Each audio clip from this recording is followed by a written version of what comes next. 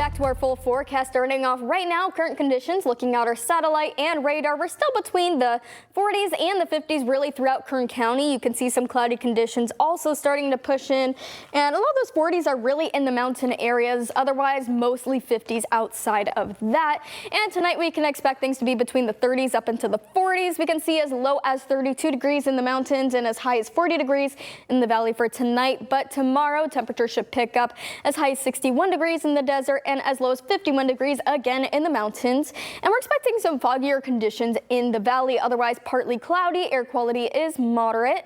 But we are, however, in the desert area, something we are really focusing on is a high wind warning that is in effect with a mono wind event. Now, this really starts tomorrow, but the high wind warning starts tonight at 10 p.m.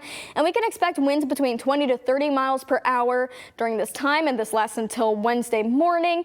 And with that, we could actually see gusts upwards of 50 to 60 miles per hour during that time. Let's get a closer look at that. We could see some of those stronger winds really starting to build up towards China Lake, and that's really for the morning, because as we head into the afternoon, you can see a lot more areas covered in the red and the orange color, meaning stronger winds affecting these areas.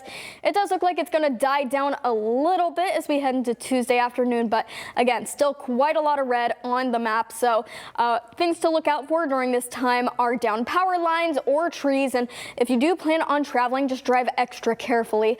Not only that, in the valley, though, we do see visibility may be affected. This is really towards the morning.